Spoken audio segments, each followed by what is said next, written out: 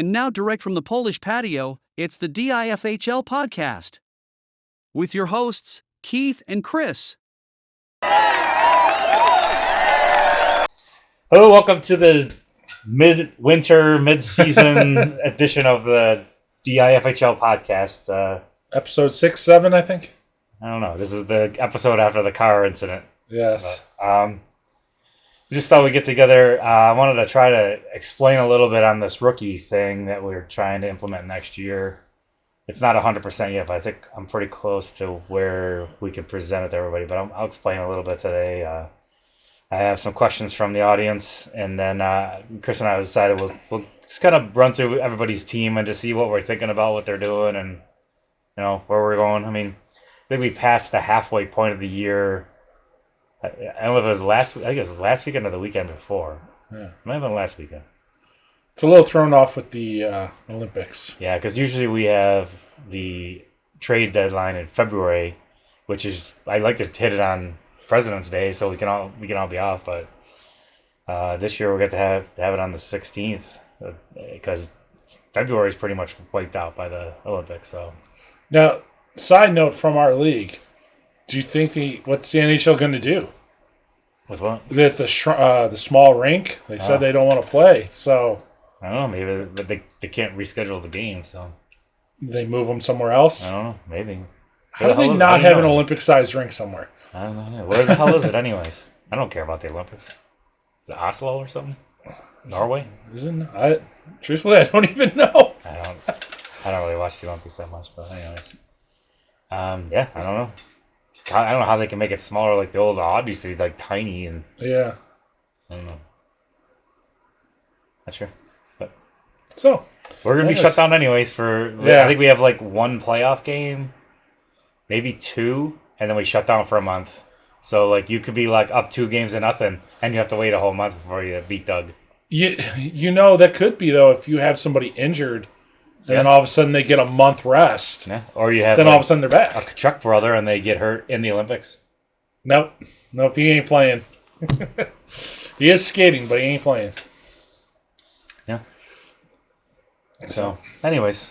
So explain to us how the new rookie rule is gonna. So go. last year, I think you came up with like this kind of like an idea for this thing. Yeah, the basis of it. And basically what it is just gives you an opportunity to keep a rookie for another year under your rookie protection. But there's a little bit of a cost to it. Well, there could be a big cost to it. There could be a little bit of cost to it. So basically all the players that were drafted in the 23 rookie draft go through this. We're going to have an FAAB thing. When the season rolls over, we have the $150. We're going to start on a Monday like we do until Thursday. And then Thursday, I'm going to break down all the bids, who won the bids. And once you have a bid, so let's just do Connor Bedard as an example. So he runs through, and you win the bid for $100. The minimum bid is $10, and the maximum bid is $150. If you want to waste all your money on it, that's fine. Yeah. So if you win the bid on $100, then Doug, who's the owner of Bedard, then has the opportunity to do one of three things. He can say, I'll match that, and we've talked about doing 80%. So if you say $100, Doug can match it at $80. Yeah. The hometown discount kind of thing. Yes. Doug can say, I'm going to keep Bedard on my regular roster, and it takes care of the whole thing. Right. Or Doug can say, I'm not going to match, at which point all the dollar amount are going to have a point system that you're going to have to pay Doug in compensation for taking him. So like Bedard is like it's a first round pick. Right. Well, it's based on the amount you bid, right? Yeah. So like the amount, I think it's 100 and over is a first round pick. Because I'm going to assume most people aren't going to go there. Bedard maybe is a special thing. So, like, you bid 100 and he doesn't bid it. You're going to have to pay him the point system, whatever we have, which is, I think it's a first round pick for this. We're going to the extreme here. And then Doug gives you back 3 rounds past it. So you give him your first, he gives him his fourth. and you swap it out. If he doesn't have a fourth, he goes to a fifth. If you don't have a first, you have to come up with compensation for that. So if you give a second and a third for a fifth and a sixth, that's the way it is. Right. Now, let's just say you and I both bid $100. Doug then can negotiate who he trades him to.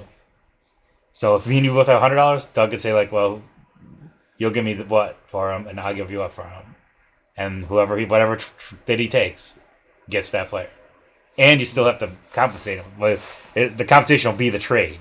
Right. But I figure that's the easiest and the most fair way. So it's not like, oh well, I was in last place, so I get him. No, you work out a trade with Doug to get him. Now, anybody that's bid $10 through $25, there's no compensation. So let's just say Matthew Nyes goes in, you bid $20, and Doug's like, yeah, I'm not going to match that. $20, that's it. FAB, it's yours. I don't think that. I think that the FAB is enough. It's just like if you bid $20 and Doug doesn't take it, you don't owe him any compensation. Gotcha.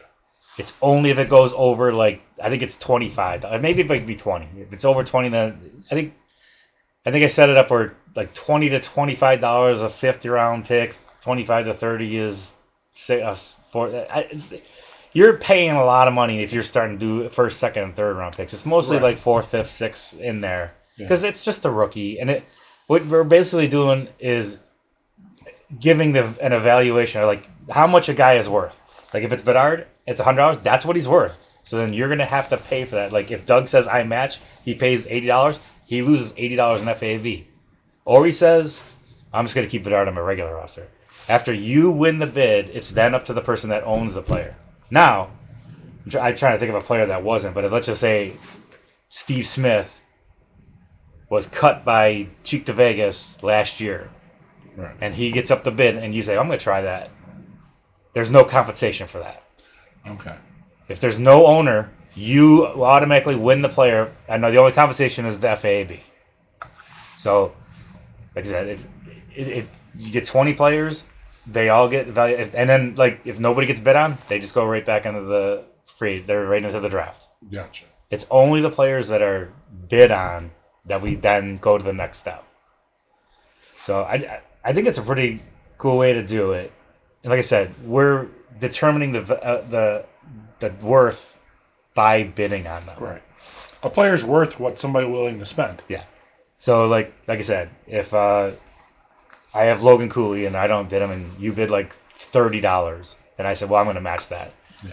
I pay the $30, and you get, or if I say I'm not going to match it, sorry, if I'm not going to match it, then you pay the $30 and you pay me like a fourth round pick, and I give you a seventh round pick. And once you make a bid, it's locked. You can't go, well, you'll match 30. Well, I'm going to bid 40. Yeah, no, you can't do anything like that. And you can bid on all the players, but once you take one, you're out.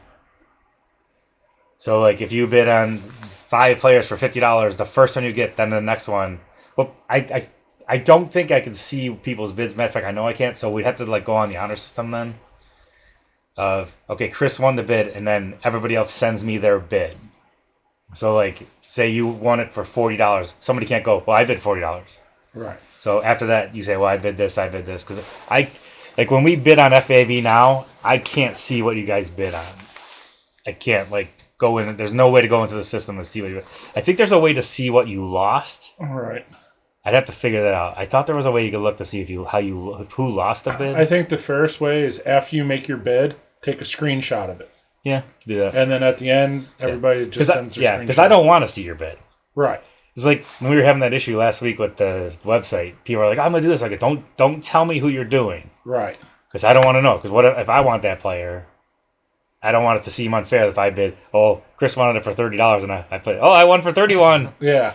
Because we had 2 people bid on the same player this time, and they both bid $20. I'm like, fuck.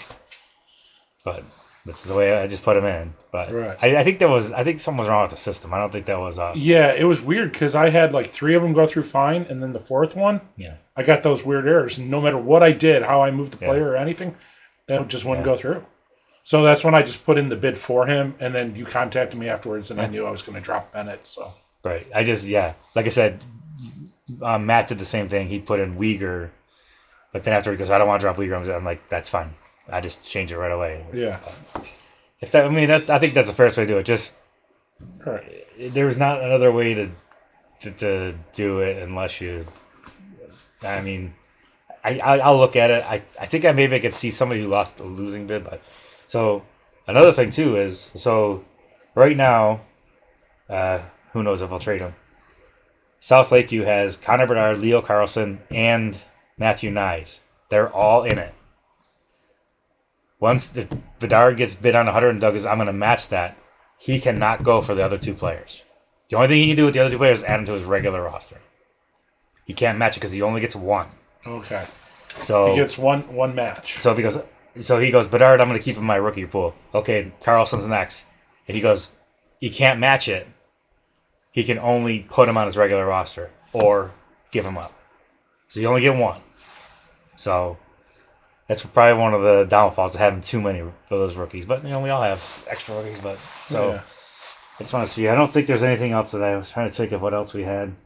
I don't think that's it. I think I got everything on it. We'll nail it all out by the end of the year, and then when we get together in the summer, we'll do it. But I think that going through that and talking, like Doug's been helping me with it too, surprisingly. I think that might be the best way to do it. It gives you a chance to keep a rookie for another year, but it's not for free. Right. So, like I said, if you have like a Leo Carlson and you want to keep him, it's a way to keep him, but you're gonna have to pay for it. Right. And you paying for him for next year takes away something. Takes away money from you in free agency. Right. Because you're paying your free agency for that player. It's our version of the RFA. Yeah, and I want to see how we do this like this, and then we could talk about doing it with the regular players. But I'm not sure if we could do both. Right. I think the rookie thing is cool because, like last year, like there was a few players. I think I wrote some down. Like, Joe had Kent Johnson. And I'm sure he would love to try to get him for one more year, Yeah. even though he's not as good as Tripp. I had Wyatt Johnson. I had JJ. I would have probably Johnson. tried to keep him for one Right. more year. It gives you a chance to keep a rookie for another year that doesn't impede on your roster. Right. But you only do it for 1 year. Yeah. And if something like that where like JJ and if somebody would have bet, $20, I would have been like, okay. Yeah. See ya. Right. And then you wouldn't get anything for that. Right. So I'm assuming a lot of people bid like up to the max. Maybe not. I don't know. Because if you can get like a Wyatt Johnson for $40, I'd do that. Yeah. And also, if you have a guy in there that you want to keep, and you could bid on other teams too, because if you want to say say you bid on like Logan Cooley's one of my guys, but I also want to get Fantilli from Derek, and you bid like $60. I'm like, oh, I'll take that, but I put bid on $30 for that guy, so I could take him. So it's just going to be a lot of like intermingling. Right. And the first one goes first. So Connor Bedard is the first pick. Then Fantilli was second. Then Cooley was third. And we go right down the line. And you got to decide in that time. And like if I say like, well, I'm going to keep Cooley, I'm out. All my bids are gone. Right. So I don't know. I think I'll have it. I'm pretty close to where I think where the point system, the dollars are going to line up. I think we're pretty close. I just wanted to like kind of explain a little bit through here, and I think that's about what we're doing here. I know at one point we were going to do a maximum on the bids, but hey, you want to bid $150 and not have any free agent money? That's fine. Right. I mean, it might also, like Derek has Fantilli and Hughes at the end of the year. He goes, hey, I'll trade you Hughes for a 4th round pick, and then you decide what you want to keep Hughes. Right. So. Yeah.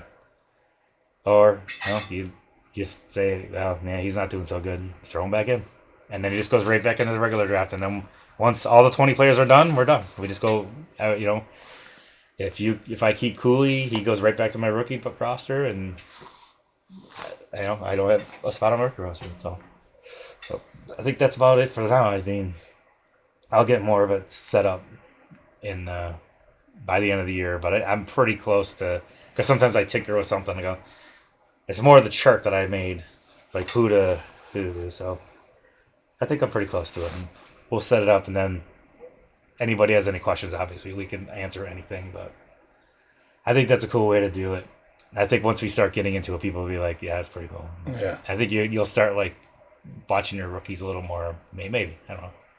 Depends on what it is. Like there's usually 5 that are worth anything. Right. Some But are it worth. does give a little more value that Yeah. if somebody's in their last year, Yeah.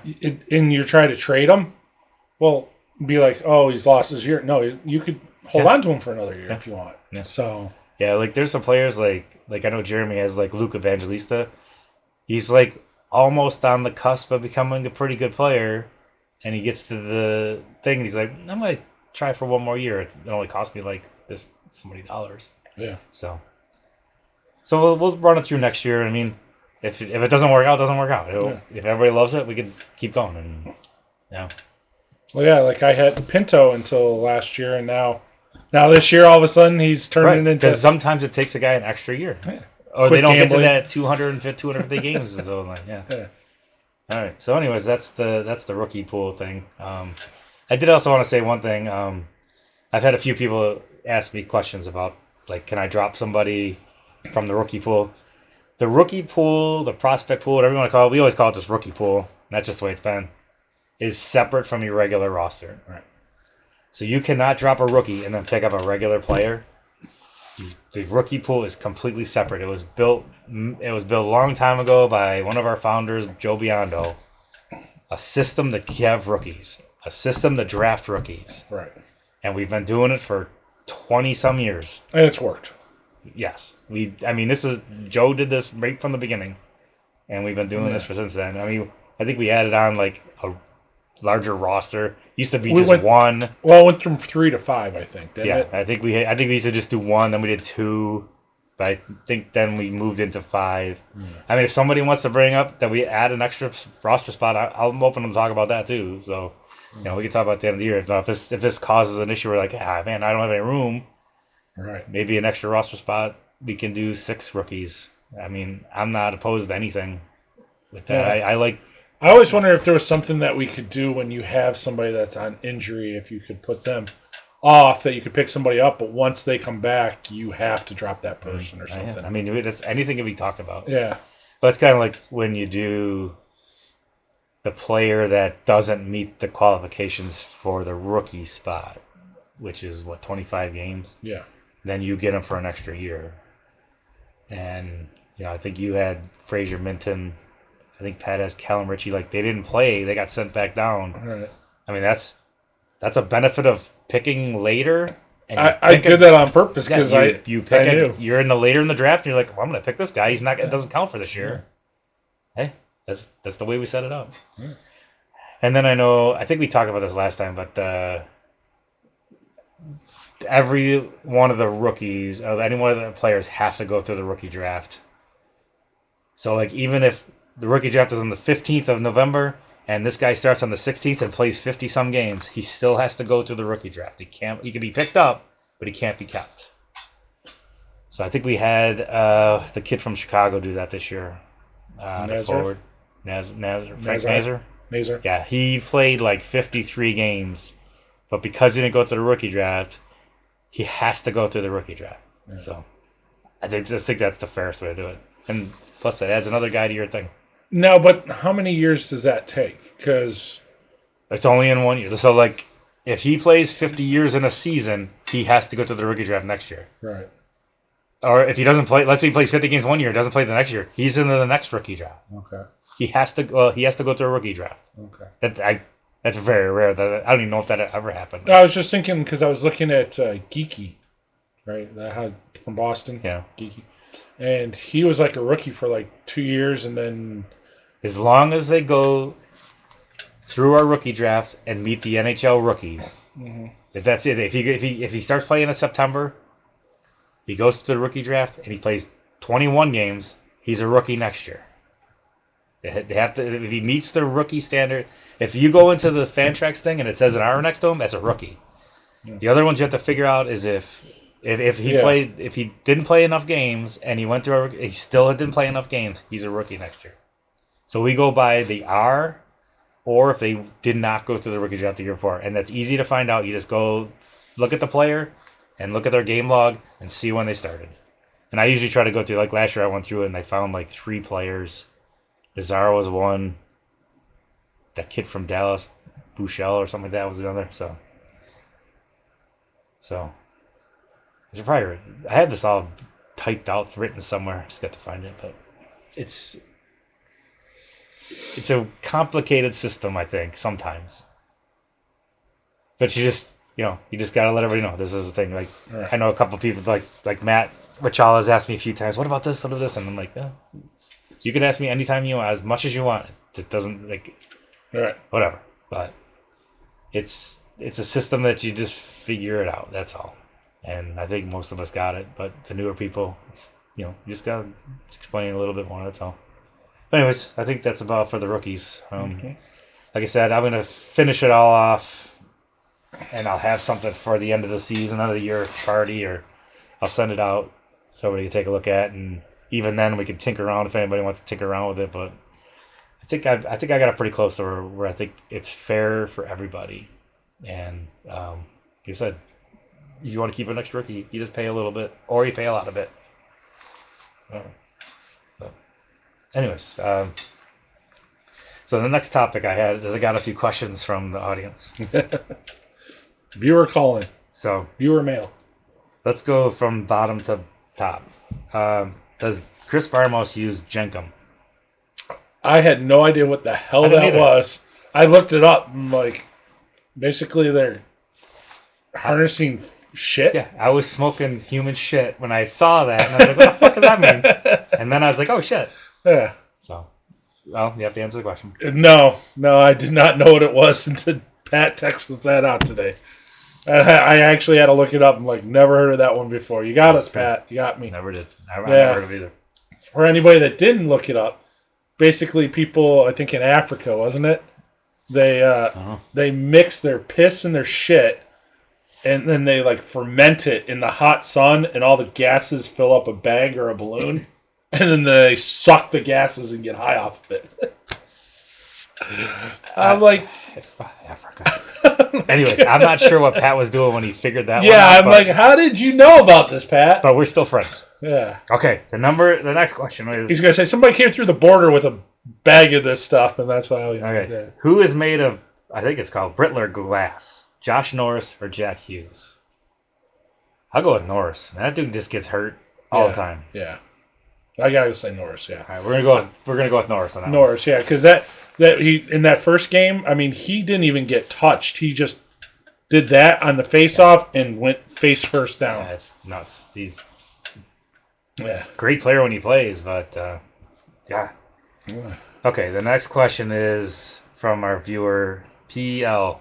I don't know who that is, but hello PL. Thanks for listening. Thanks for tuning in. PL from Depew. How does Mark win?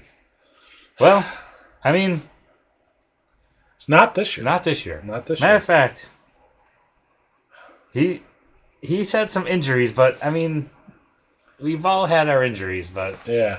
he is like the second lowest scoring team, or lowest scoring team, and like the lowest scored against. And that's not a good combo. Yeah. I did see he is the lowest scored against too. Yeah. Yeah. He's the second lowest against and second lowest for, lowest against. Other than that, we've had Mark in the league for how many years? 15, 20 years, and he's the same person. He puts in the time. He puts in timely lineups. He'll put in a guy he never played for 3 months, and then he puts him in and gets a hat trick. Mark is Mark, and that's how I always this. Mark is Mark. He's gonna win. He just has a very steady team. He's gonna beat you. Yes. This year might be a little off. Yeah. I think this is a little different than most years. Yeah. But we just made a trade. Let's see what he does with it. It's a strange year all the way around, I think. It's very close, and like one week you're pounding the crap out of somebody, and the next week you're scoring 13 points. The thing that I found is like one player for me will have 9 points in a game, and then the next week 0. Yeah. And there's like no consistency. Yeah, that's what I mean. Like I'll score 57 points, and the next game I score 11. And you're like, what the hell? Yeah. So. And you have in like your starters. Yeah. And they all just take the night off. Yeah. Sure. Okay, and the last question we have is from Derek from Hamburg, and he says, "What happened to Derek's team?" Now, I don't know because I thought Derek had. That first podcast we were almost ready to give him the crown that first podcast because of how he manipulated, or not manipulated, but how he, altered his team at the end of the year and made all those moves. And what he had 9 draft picks in the first 4 rounds or something. End of last year, he said, "This is my price. You can pay it or not pay it." Yeah. And everybody stepped up to the plate and paid it. I did. I went for it all last year. Yeah. So, anyways, this is where I think his team went down. I mean, he still has like Eichel and he still has Connor, but this draft, which I thought was amazing, which these guys are good anyways, but his first pick was Pettersson, who was not so good in the beginning, and then came along. Now he's playing okay. Now he's hit another slump. Second 1.8, I think. For a second first round pick was Konechny, who's just, I don't know what's going on there. They went from Tocchet to our other one, the Tortorella to Tocchet. Oh. They're the same exact freaking guys. Yeah. I mean, I don't know. He just like, he's more. It's more important to win games than it is to like had to get out there and score goals, and they're losing. So, yeah. He's in the 90s hockey. Yeah, his second round pick was Dylan Strome, which he's been pretty good. I mean, Ovechkin's starting to play a little better now too, and yeah. Then he took Shea Theodore, who he cut. So that's a second round pick. Then he took Heiskanen, who's been great, and he's power play 1, like he's been great. Then he took Peterka in the 4th round, who he cut. Then he took Zibanejad, who's been pretty good. Then he took Chickard, who's been great. Winnipeg goalies, this is the top 5. Then he took Josh Norris, who he cut. Then he took Landeskog, who he cut. Like, he's got a lot of these guys. Still has Lindell. Shabbat's been hurt a lot. He took Kreider, who's been good. And Neighbors. Yeah, so. Actually, I think as late as Kreider went, it was maybe one of the steals. Yeah. I mean, he's the 6th highest scoring team. Just... sometimes you just are scheduled the wrong times. Yeah, and is it one of those things too where he's blown his wad one game and then 0 the next? So, I mean, Jason Robertson's been unreal. Yeah, he has been the star that they've been waiting for. Has been awesome. Like I don't know what to tell you. Like you have a good team. All right. He'll be the guy that just goes in the playoffs and wins. If he could make the playoffs and everybody clicks, could be dangerous. Yeah. So, I guess to answer the question, what happened to my team? I have no idea because I honestly he was my GM of the year from the end of last year right through I was like, damn, that was some seriously good moves. Like I said, you could go back to our first podcast and we were about ready to just anoint him the winner after his moves. So, so I don't know. Maybe it's because you live next to a loser. No, I'm kidding. No. All right, so that's all the questions I had. So I think the next thing we should do is just kind of run down the teams and. All right. Oh, and can I just ask one thing of the league? And I know we talk about this all the time, and I know we have kids in school, and I know we have priorities. But can you guys please answer trades? I swear, I freaking hear one of the guys in the league, I'm not going to mention names, but I hear about Joe not returning a fucking trade offer 10 times a day. Just answer the trade. You could say no. Or just say, hey, give me a minute. You could reply and just go like, I'm still thinking about it, or just say like, you know what, I'm not interested in that. But to get text messages every fucking 20 minutes. No, nothing from... No, come on, Joe. Shit or get out the pot. Every 20 minutes. I don't want to hear from Doug. I mean, from a person anymore about this. I don't. Oh, every time my That's phone buzzes. What is? Oh, Jesus Christ! That's the problem when you work with somebody. All you gotta do is just answer somebody, and I get it. We all have lives. Your life isn't more important than my life. My life isn't more important than your life.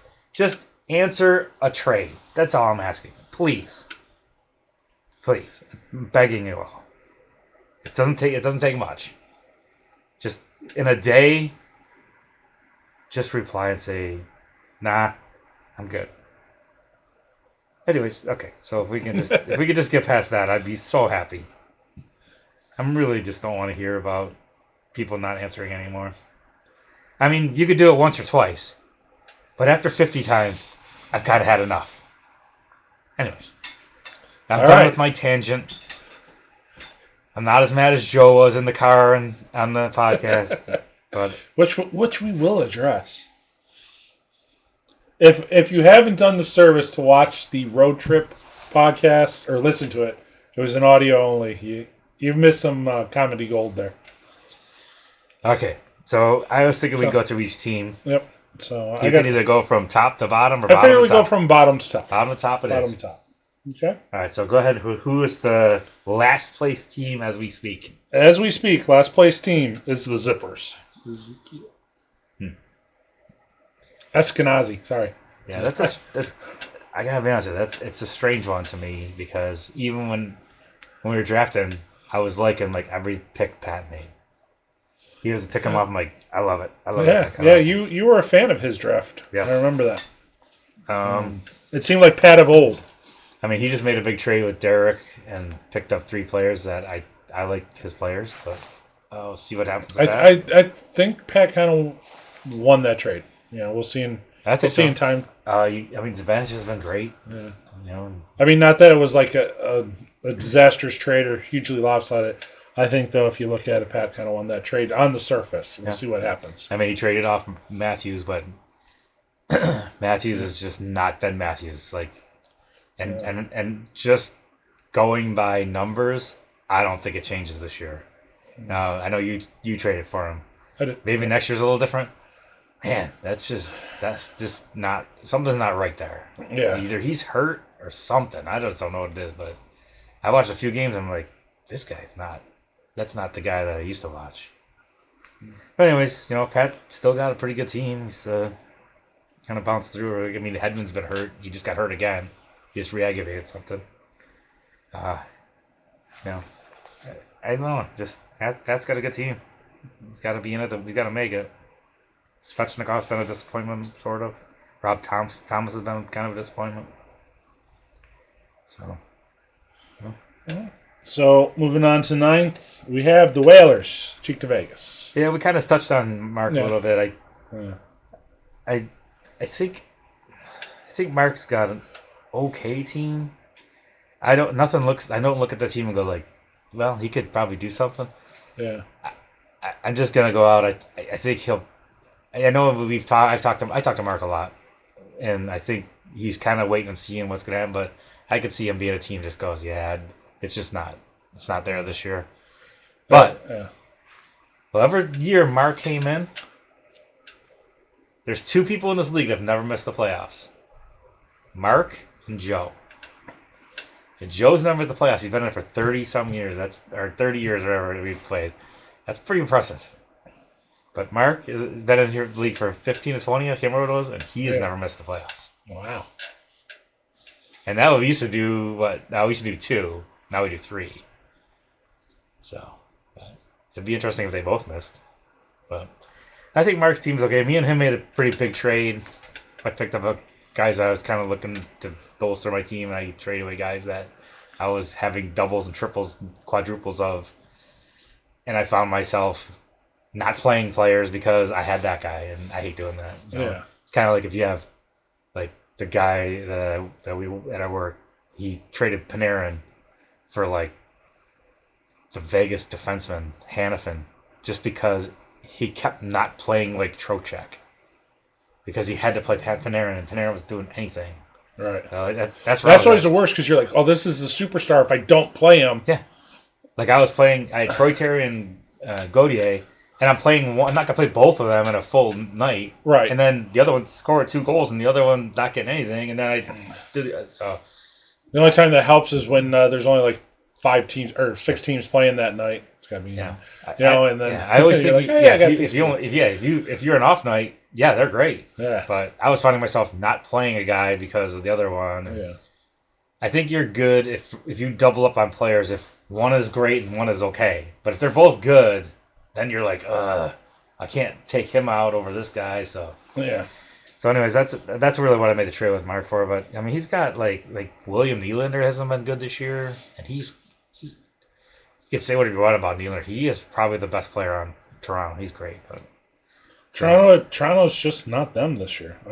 Was Marner that big of a deal for him, or maybe that was it. But all right? anyways, I think his team is kind of like it's not the usual Mark team. I think he's hit something where he might have to do a little rebuild here. And I mean, it's not difficult to do a little rebuild. There's teams that not good and then they become good. It's fine. But so I think Mark he'll hit a couple more weeks and be like, all right, time to maybe after Christmas to be like, all right, now I've got to really think of what I want to do here. You know, before Derek has a fire sale that's not really a fire or a sale, and everybody takes all his players, and then Mark's sitting there with like a full roster going, uh-oh, now what do I do? Anyways. Right. So moving on, the team that went back to its roots as far as naming, Up to the Knuckles, formerly the Brew Crew. Yeah, well, we kind of talked about him. You know, Eichel's been great. Connor's been good. Robertson's been amazing. Roberts, yeah. I'm so glad because that's a guy you like root for, and he's just a good player. I think a lot of his mid guys haven't turned out the way they have, and like I think he gets unlucky and he plays a team that's scoring high, or if he scores low, the other sometimes you got to get lucky. Like I think once this year I got lucky by playing. I was the second lowest team, and I think Mark was the lowest scoring team. Other than that, like I play Doug, I have to be the highest scoring team, or else I'm going to lose because that dude always scores points against me. But we'll see what happens. I think he's got a team to win it. It's just getting there. I still think he's got a team. No, he's got some pieces, so we'll see. Moving on, we have Alexandria Bay Knights. Yeah, I think that I think Joe's a little not unsatisfied with his draft. I don't think it was that great. I know he was busy with something, but like some of his players, I think Geeky's been ridiculous. Like I don't even know how he keeps doing it. It is so like I don't know how do you say it. Like it shouldn't be happening. Right. Well, that's why I brought him up earlier. Is I was looking at his history, and like he wasn't even drafted. Mm-hmm. He wasn't drafted. Then the next year he came out and he got picked up, to Carolina maybe. Yeah. And then he he played a game or two.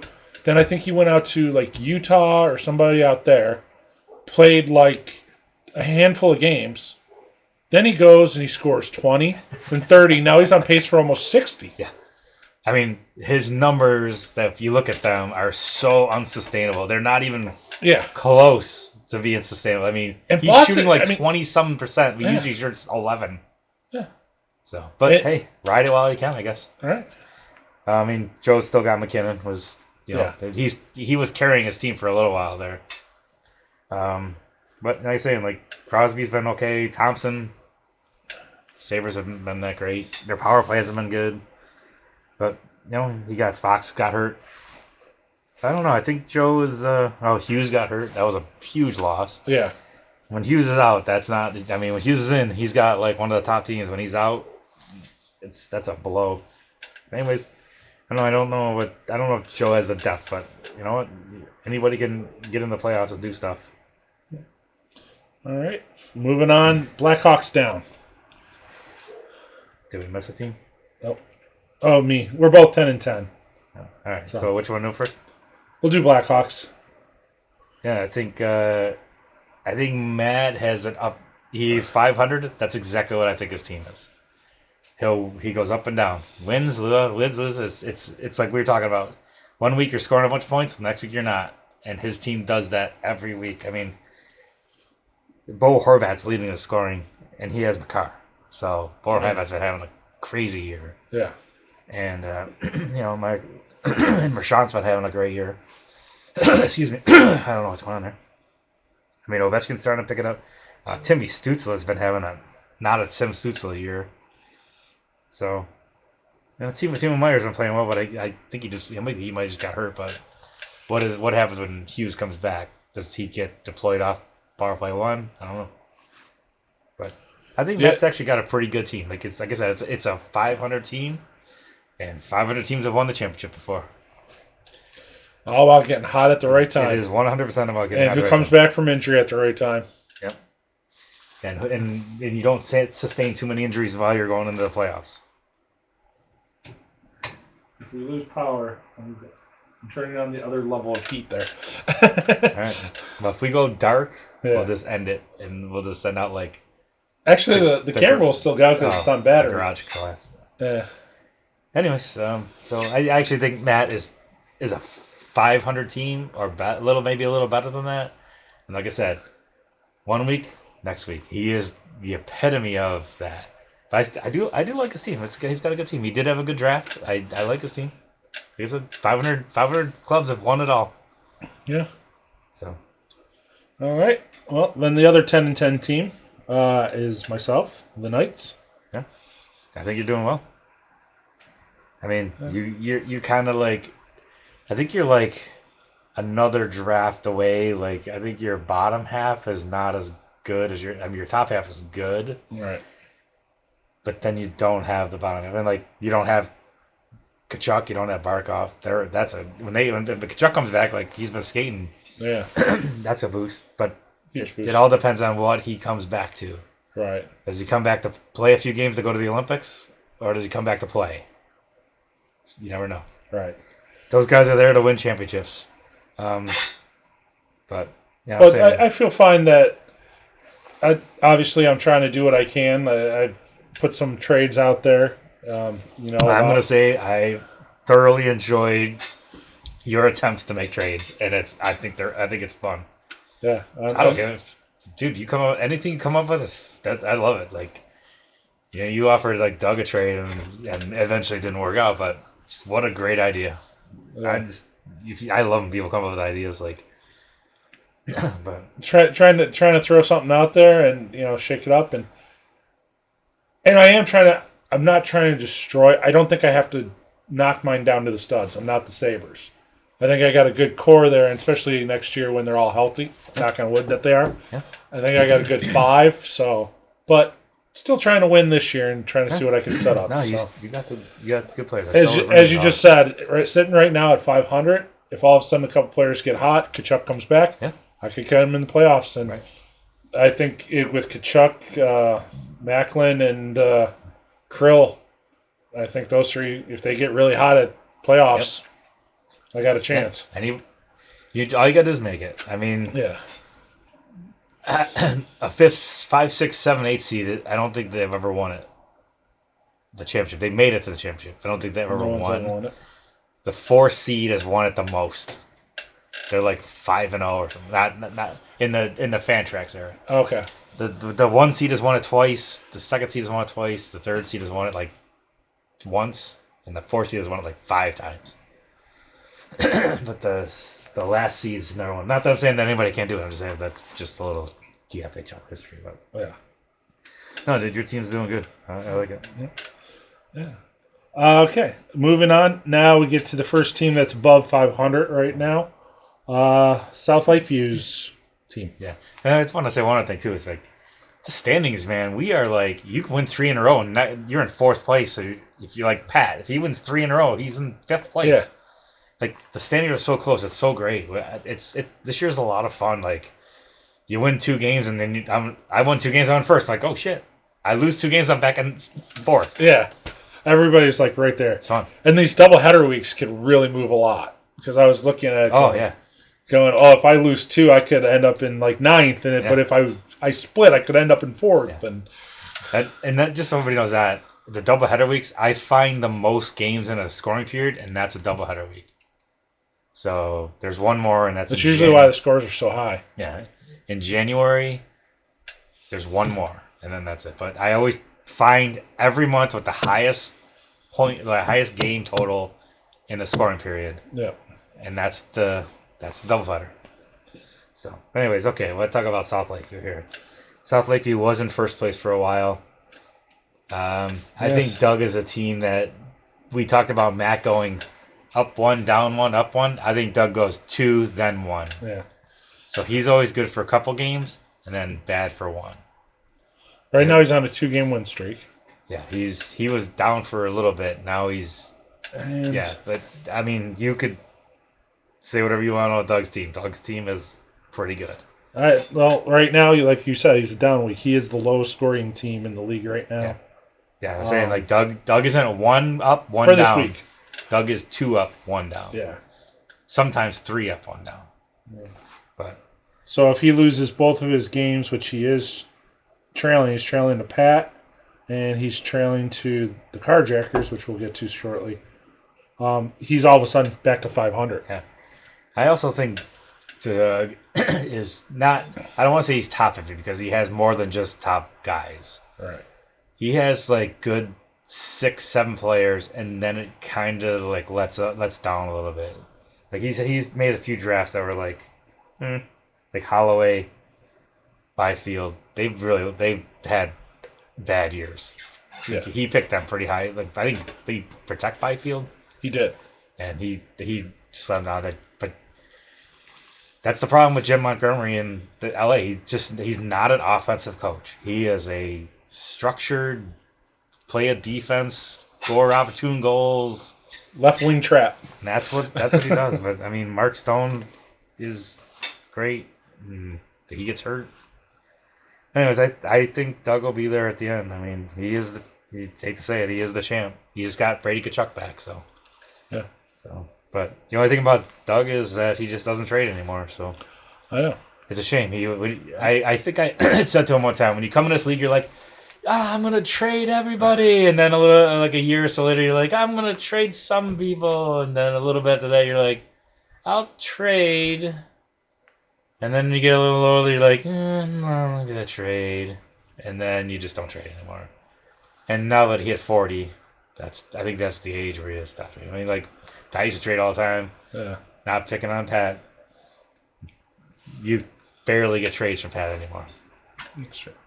Pat used to trade twice a week. Mark used to trade twice a week. There's literally really only 2, maybe 3 people I actually get offers from. The others I don't even hear from. I mean, there's teams that you just until like the trade deadline, then you hear from them. During the season, Doug and I make trades because he'll say a name and I'll say a name, and then all of a sudden we're trading them. Yeah. But no, I think he's scared right now. I think he's got a good team. I say to him, like, you think your team is the best team and you don't want to ruin it, but he's like, that's not true. But I find, and Doug will like argue until he's blue in the face, Doug will not make a trade if you offer it to him. Like if Doug says, well, what do you want for this guy? I go, you're gonna have to send it because you don't take my trade offers. I could send him the fairest trade in the world, and he'll be like, nah. But then he'll turn around and send one, and you're like, it's the only way you're gonna get a trade off, Doug, is if he sends you an offer. Yeah. But no, it's unfortunate. He was like he'd like brass balls trading, and now he's like super like timid, and it's a shame. He's gone the opposite of Pat. Pat used to have these awesome teams, and he gets so nervous they were good, he would just like trade everybody. Like, what are you doing? You're like got the #1 team in the league, and he'd get all like, oh, I got to trade him. Doug's like, I can't trade him. I'm winning. I think I'm winning. I will say this about Doug's team, and I'm not like trying to pick on Doug. I think Doug's team's great, and it stays the way it is. I think he's got 4 of his top scorers that can't sustain what they're doing.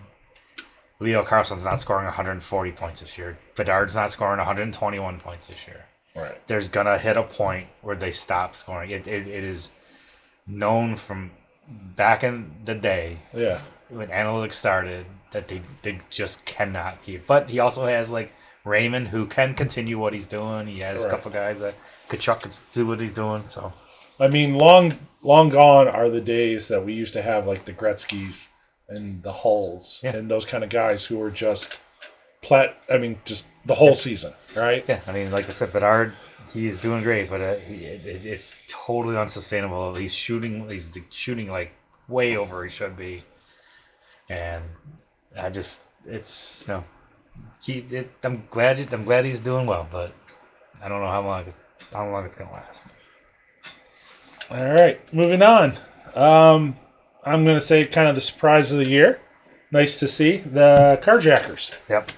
I actually was just looking through the team yesterday, and I was like, man, it's really put together a good team. Good team, yeah. It is solid team almost all the way through. There's a couple guys that I probably, like a couple guys at the bottom there, like, was I just looking? Oh, I was looking like McAvoy. What are you hanging on him for? He's out for his face is gone. Yeah. But I mean, you have a thing for McAvoy thing. The only other thing I wish you wouldn't do is in that free agent pickup. She picked up like the Flyers goon. I mean, you can love a guy all you want, but that guy's not going to help your fantasy team. Right. And you, like I said, you like we always goof around about the Tuck thing, and you can love Tuck, but Yeah. you But at least Tuck put some points right, but you can't pick up a guy that's not going to get you points on a team that doesn't get points. in. Right. Like, save that for something else. Yeah. Get players that are going to help you. Because if you didn't take a guy that's going to help you, I'm going to take him right after you. And then I'm going to beat you. Yeah. But I don't want to knock the team. The team's been great. No. T-shirt's been awesome. Another player, I don't know what's going to happen when Hughes comes back, because he was not that great in the beginning. Ranton has been great for her. Suzuki. Morrissey, her number one pick. Forward, yep, they've been so good. Yeah, we were kind of questioning going with that D, that number one, Yeah. but he's actually having himself a year. So anyways, I think you better watch out for that team. Hmm. And I know that this week she's playing Doug and Jeremy, and if she beats them, she's in second place. Yeah. So I think right now she's beating South Lakeview, so that's And one. I don't That's care. one. Both of them. Oh yeah. Okay. She's playing both of them ahead of her. Oh. So, but no, I don't want to say like I'm proud of you, but I am. That is a good team. I do think the I don't know what we call them, the AI videos or something you guys have been doing when Pat's like, my daughter's better at this. I did that this morning. You did that one? Oh, that was great. I saw that one. And so well. And I did that one this morning. and I'm laughing at that going, oh God. There comes a moment in everybody's life when you realize your kid is better at something than you that sucks. And I think right now that's like, fuck her for Christmas. She ain't getting anything. Yeah, I mean, I like that team. I do. Yeah. I'm like we keep saying, anybody you get in that playoffs, anybody can win. Yeah. That is definitely a team that could win. Barring some big injuries, which I don't wish for anybody, I definitely see her getting into the playoffs this year. Yeah. But probably a pretty good seed too. Yeah. But good job, man. Moving on, in second place overall is I Don't Care. Yep. Like we talked about, he's super heavily top loaded and I know we're on this podcast and we're just talking stuff, but I do not want to hear Jeremy say, well, I have injuries. Well, when you lose one of your top guys, then that's all you have. Guess what? Yeah. You're going to lose. Yeah. And if you go in the playoffs and you lose two of them, bye-bye. It's how you set up your team. All right. Can you win it all? Hell yes. Can you lose two guys to injuries and lose out in the first round to Joe Biondo? Hell yes. All right. But don't sit there and go like, well, I have injuries. Well, yeah, because you have Pasternak and he gets hurt and that's a 2.6 guy. All right. Yeah, you're going to lose. That's the way you set your team up. So, Yeah. I get it. We all get injuries. When I get injury, you know what happens? I just move on. Because I put depth players on my team. That's the thing. It's just say if everybody's healthy, his top 5, if not one of the best, right? I Top would 5, think if top 5, if everybody's the healthy. best. But you can't count on that. No. I mean, anything can happen. I build my team to try to depth through the whole way and play on every night. Yeah. You built your team with 3 stud players. I mean, Werenski hasn't been that great this year, and Marchenko's been great. When one of them get hurt, you only have 2 then. So you can't sit there and go like, well, I have injuries. Yeah, well, guess what? That them's the breaks, pal. Yeah. But anyways, I still think he's still a team you're gonna have to contend with in the playoffs. Right. He's got a great team. Those guys stay healthy, you have your hands full. Right. All right, and moving on, number 1 overall, the Vincents. And you know what? It's funny because at the beginning of this year I said like, I'll just take like a mediocre team and just kind of skate through it. And all these guys that I had have been playing good. I'm gonna make a declaration right now. I will never, ever, not in a million fucking years, I will never draft Nikolai Ehlers again in my life. Ever. I don't care if it's in the 15th round. Fuck Nikolai Ehlers. I'm done with that guy. See your Corey Perry? His numbers are so great, and he just doesn't score. I'll never do it again. That is my... Well, I have other ones that I'll never draft, but I will never draft that guy again. Matter of fact, I need him for the playoffs, for the games. God, he is frustrating. Well, I think he went to the absolute worst team he can go to.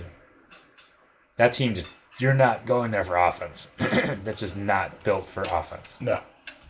Are you going to win? Hell yeah. You're not going to score. And he's got those analytic numbers are great. And just like, still, you can't win. But anyways, Wyatt Johnson's been insane. He has like got 12, 13 power play goals. That's not sustainable. Yeah. That is a thing that I think a lot of people overlook is that power play. If you got somebody, even if they're a mid-level scorer, but they're getting them all on the power play, that's huge. Yeah. That's huge. If you get power play assists, you're yeah. Oh, yeah. Yeah. That's... Tom Wilson's been awesome for me. McDavid's starting to score. I don't know. I actually like my team now than I think I've liked in the last 5 years, and I won the championship twice. I like this team more than I like those. I think it's really good. Well, that's scary thinking that you like your team. I love it. I like this team more than I liked it 2 years ago when I won it all. I just like it. So, but anyways, yeah, it's depth. You got depth. So. That's what I try to build myself into is some depth, and that's really what I got. But anyways, I can lose 3 games and I'll be in 5th place next week. So it's just that fun of a season. Yeah. We're starting to get a little separation, I think, but like you say, you have one bad week, and then that person that's chasing you is going to have that good week. Yeah. And it's just, yeah. I think every week it's been moving. I don't think there's been 2 or 3 weeks in a row that you've seen the same top to bottom. Yeah. You know, I mean, you always have like 1 or 2 movements maybe, but it seems like it's a complete shift. You know, of everybody going up and down. Yeah, it's been great. This season's actually been a lot of fun. I've had a lot of fun with it. I mean, if we could just get Doug trading again, I don't know if that's gonna happen. I think that, I mean, like I said, once you hit 40, you start thinking about your family and your plot in the cemetery. And losing your hair, getting heavy. Yeah. But I don't know. I don't know if the magic will ever be back. I just don't know. I don't know. He tries. He had a good run. He tries, but he's just too like bullish now on trades. He's like, before I'd be like, close enough, let's do it. Now it's like, I have to win this trade. Yeah. I will be a complete. I'm gonna say that too. I think most of us, not me in particular, but I do sad. Think that we are going to completely bomb a trade. Like, I think a lot of people in this league go, I can't make that. I'm going to completely blow it. And you're not. Yeah. You're not going to. I keep players for certain reasons. I'll offer trades up, but I think some people think, like, I can't make that trade. My entire season will be flushed down the toilet. And you know what? It never happens. No. Doug has traded more people than I think anybody in the league in the last few years. Probably not as much as I do. I trade a lot. But his team is still the top team. And, you know, nowadays he's like, he's afraid, but I mean, I guess the magic couldn't last forever. Well, let's have to find another Doug, and Doug could just become like everybody else. You know, maybe Emily. You know, she's gotten to build her team now. She's got some assets. She's got some things. Maybe she'll become the new top dog in trading. I mean, she doesn't have Doug trying to take advantage of her. Like, oh yeah, this guy has got a 2.1 points for, and he's in jail for beating his wife. But look, yeah. But I'll give you this for this guy who's not doing so good. But it's all right. Yeah. Yeah, maybe Doug will be back someday. He's just very, very scared now. It's weird to see. Yeah. It's weird to see. But like I said, the progression of coming into the league, ball of fire, then you're like, maybe a little bit of a fire, and then you're like, the fire just sparks, and then you're like, yeah, I'm not trading anymore. You become the Tabor. Oh, didn't you want to say something about Joe? Oh, yeah. Well, that goes back to trading, right? Yeah. Well, I mean, there was something in the car. Yes. So those of you that have seen it, and if you haven't seen it, the Road Trip podcast, we found out from Joe that you do not know what's in his head. You do not know what he is thinking. He makes all decisions based on how he's thinking, and you don't know about that. He made that very loud and clear to everybody at that moment that you do not know what he's thinking. He yelled at all of us. Yes. I almost thought Keith was going to go off the road. Yeah. That was scary. It was scary. And on that note, should we end this bad boy? I think we should. All right. Yes, well, thanks for joining us for the next episode. It's freezing cold out in this garage. Yes. We did this for you. Yeah. But anyways, that's the last of it. See you. All right. Till the next time. See you later. Merry Christmas, everyone. Yep.